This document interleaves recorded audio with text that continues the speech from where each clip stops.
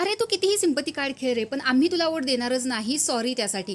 असं माझं मत नाही बरं का, असं प्रेक्षकांचं म्हणणं आहे. पण ते असं का बोलतायत चला तर बघून घेऊयात. तर इकडे किचन एरियामध्ये राकेश, प्रभू शेळके आणि सोनाली राऊत हे तिघेजण गप्पा मारतायत आणि त्यामध्ये प्रभू त्याच्या घरची परिस्थिती सांगायला सुरुवात करतो. तर मागच्या वेळेस जसं सूरज चव्हाण आपल्या घरचं सांगत होता, तिथे सिंपती कार्डच प्ले झालं आणि त्याच्यामुळे कितीतरी चांगले प्लेयर्स मागे राहिले आणि सूरज चव्हाण जिंकला, जे की फक्त सिंपती कार्डमुळे, बाकी त्याचा काहीही गेम नव्हता. तसंच इथं प्रभू शेळकेचं काही दिसत आहे.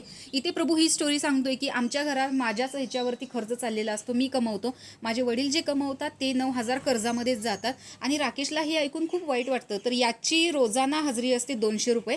तर त्या 200 रुपयासाठी तो रोज कष्ट करतो, काही काही मेहनत करतो. माझे फेसबुकवरती, ट्विटरवरती, इंस्टाग्रामवरती असे काही फॉलोअर्स आहेत, सबस्क्रायबर्स आहेत, यूट्यूबवरती असे बरेचशी इथं गोष्ट सांगतोय. तर त्यावरती राकेश जो आहे आपला, त्याला खूप वाईट वाटतं की लोक कशा कशा परिस्थितीतून जात आहेत आणि आपण एखादी अशी गोष्ट असते की ज्याच्यामुळे आपण म्हणतो की अरे माझं किती वाईट झालं, पण लोक कोणकोणत्या परिस्थितीतून जात आहेत आणि अशा लोकांसाठी 9,000 सुद्धा खूप जास्त आहेत.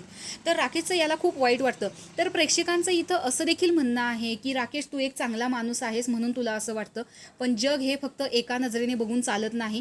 तर प्रभू शेळकेच्या जर काही रील्स बघितल्या तर त्या खूप व्हायरल गेलेल्या आहेत आणि त्या खूप घाणेरड्या शब्दात सुद्धा आहेत. तू चुना लावशील, तंबाखू लावशील, मी तुला प्रेग्नेंट करतो, अशा काहीशा रील्स देखील आहेत. भलेही तो कष्ट करत असेल, पण त्याच्या वडिलांचं मी एक ऐकलं होतं की त्याचे एवढे मिलियन्समध्ये फॉलोअर्स आहेत, पण त्याला इंस्टाग्रामवरून कसलेच पैसे नाही मिळत. तर राकेश बापट खरंच खूप चांगला माणूस आहे. पण मलाच पर्सनली सांगायचं झालं तर काही प्रेक्षकांचं असं देखील म्हणणं आहे की प्रभू हा सिंपती कार्ड खेळतोय. त्याला गेम तो बोलतो व्यवस्थित विचार करून बोलतो, पण बोलण्यावरून गेम खेळण्यामध्ये खूप फरक आहे आणि त्याने आत्तापर्यंत त्याचा गेम खूप वीक दाखवलेला आहे.